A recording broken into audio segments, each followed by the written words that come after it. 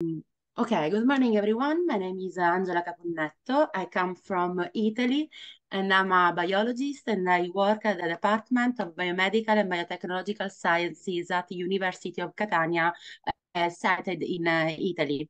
It's a pleasure for me to share 1 hour scientific study regarding the downregulation of long non-coding RNAs in reproductive aging and its potential involvement in female reproductive aging.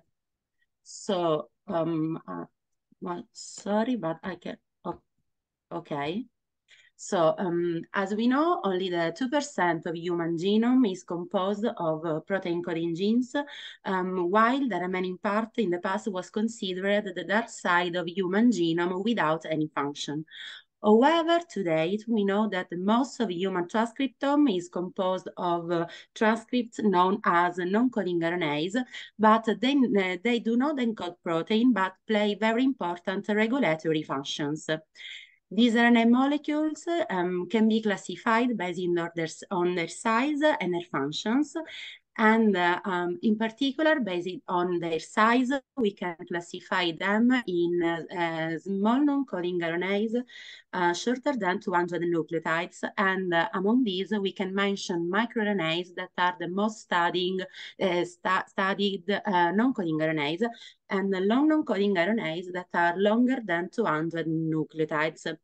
Also, we have other type of non-coding RNAs, such as circular RNAs that are characterized by a peculiar round shape.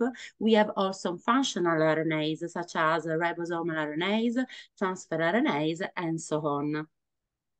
So, but if we consider their function, we can say that non-coding RNAs are a very heterogeneous class of RNA molecules. In fact, there are a lot of studies that demonstrated that they regulate gene expression at multiple levels. They show specific expression patterns that could be associated with various pathological conditions, both tumoral and non-malignant conditions, but we can observe an altered expression of non-coding RNAs also in physiological conditions. Also, non-coding RNAs have been identified in several biological fluids, and most of them are very stable RNA molecules. So, thanks to all of these characteristics, they can be considered promising molecules that in the future can be used as a promising marker of diagnosis, prognosis, and also very important and effective therapeutic targets. So among the non-coding RNAs in our study, we decided to deepen on long non-coding RNAs that are the most functionally heterogeneous class of non-coding RNAs. In fact, they are involved in the regulation of a broad spectrum of molecular mechanisms which regulate very important cellular processes. In fact, they can regulate gene expression at multiple levels, from transcriptional and post-transcriptional level to translational and post-translational level, up to epigenetic regulation and the modulation of several cellular signaling pathways. It has been observed that the altered expression of long non-coding RNAs can be associated with the onset or the progression of pathological conditions, but also of physiological conditions, including the development and maturation of ovarian follicle. But one of the most important functions of long non-coding RNAs that we decided to deepen in our study is the fact that they are able to act as competing endogenous RNAs.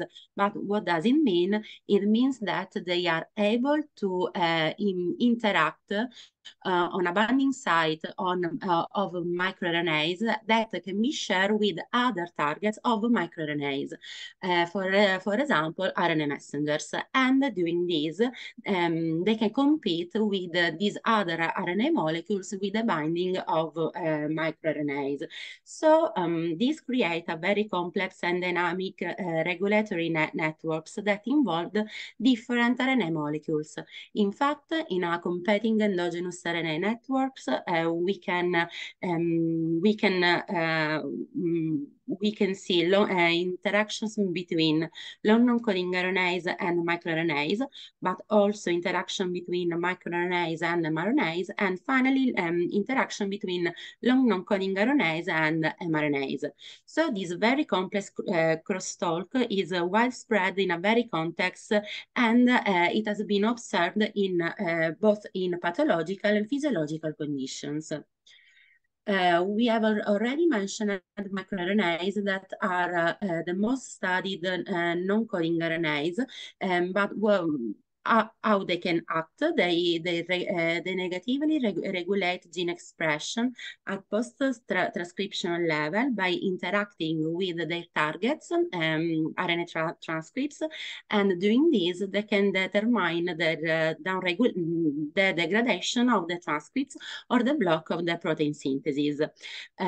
Also, microRNAs have been identified in several biological fluids, including the follicular fluids, but they can also represent the cargo of extracellular vesicles. So in this context, they can contribute to the regulation of long-distance cellular communication mechanisms. So we decided to study our long non-coding RNAs in reproductive aging female model. We know that reproductive aging is a very complex biological phenomenon involving physiological, genetic, and molecular changes within the follicular microenvironment. And also it involves both somatic and germinal compartments of ovarian follicles. We know that female age can affect the quantity and the quality of gametes.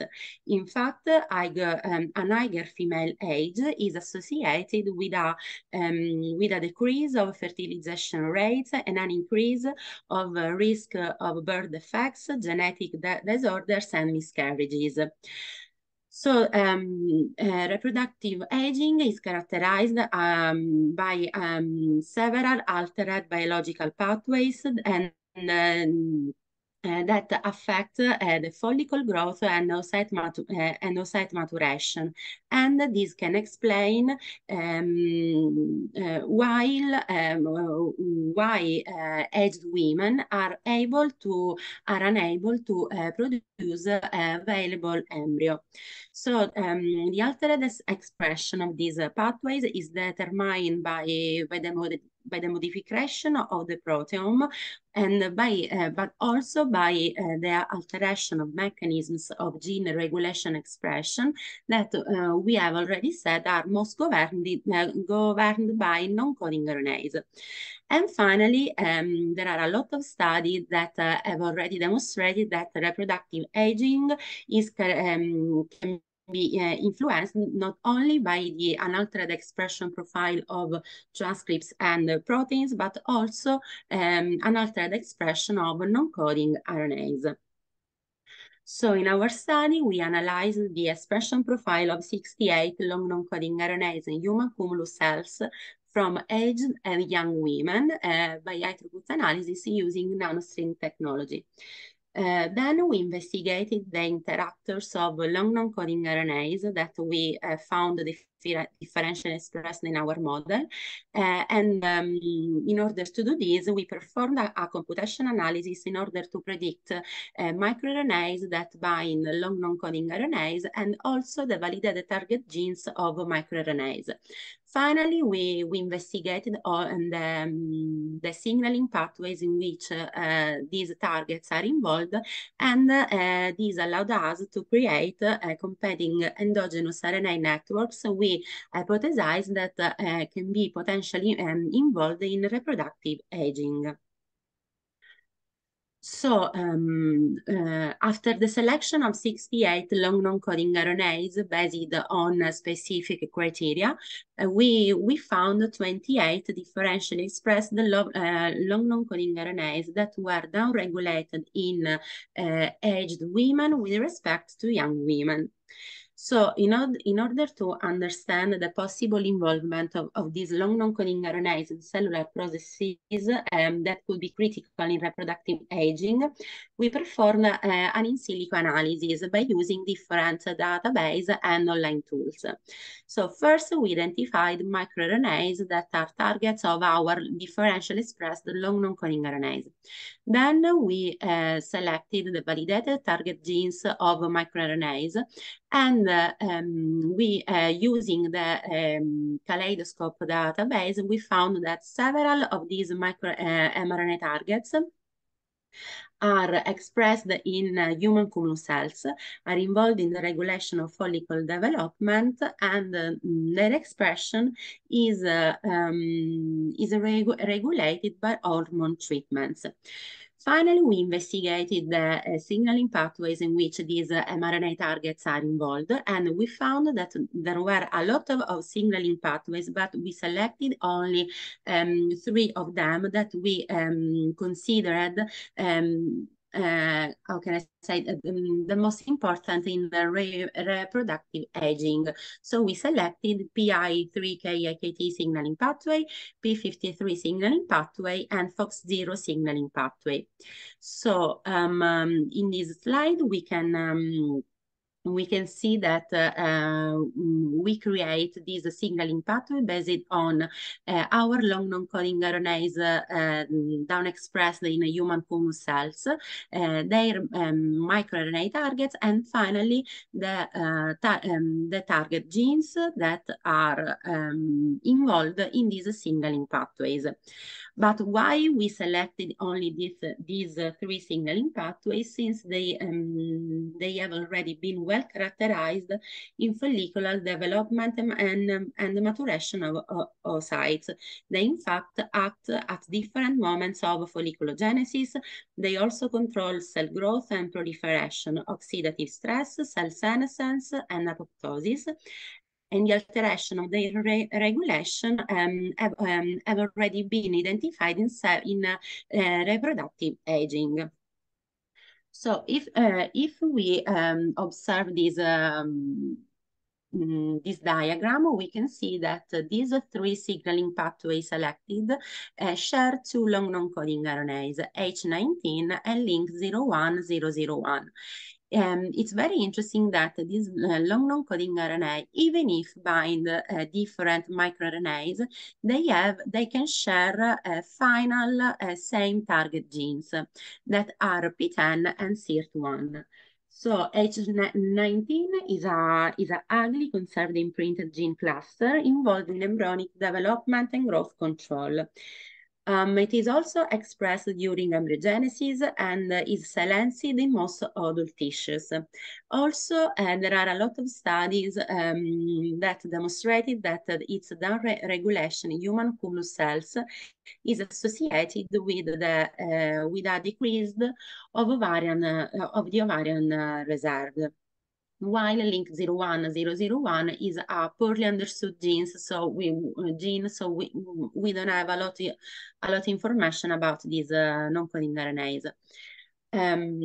But why we focus our attention on only these 2 final indirect targets of our long non-coding RNAs, since they are also described in literature and associated to reproductive aging.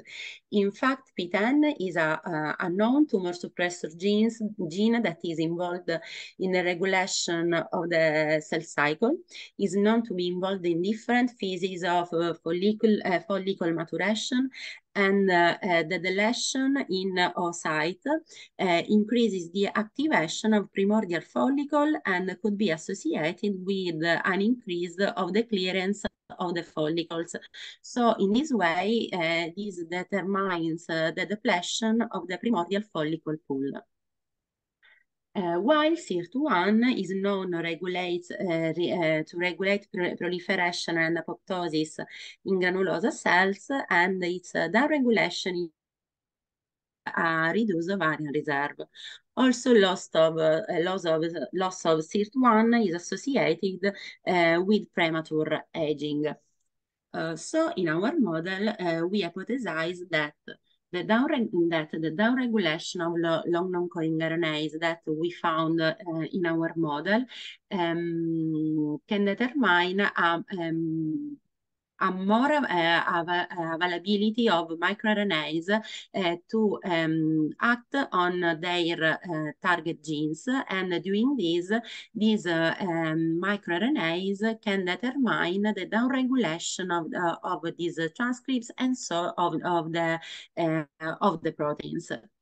So these are very these networks are very extremely complex and redundant. In fact, a single mRNA can be targeted by different microRNAs that in turn can interact with different long non-coding RNAs.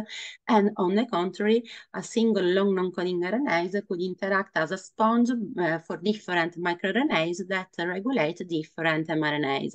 So this complexity makes difficult to understand if the downregulation of long non-coding RNAs is the cause or the effects of the altered expression of the mRNA targets and so of the proteins.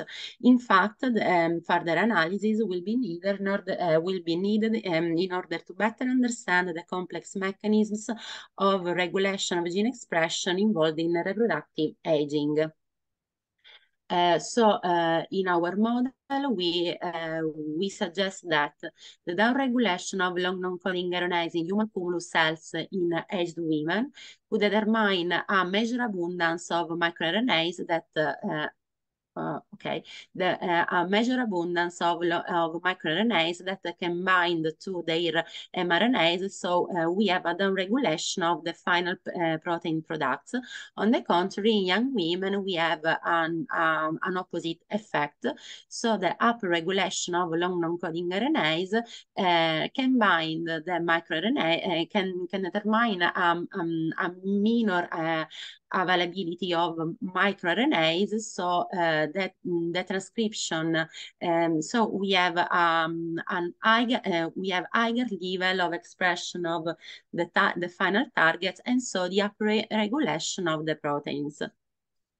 So we propose that these competing endogenous RNA networks can be involved in female reproductive aging, since this altered expression of the proteins could be involved in follicular maturation and could explain the poor oocyte quality of aged women.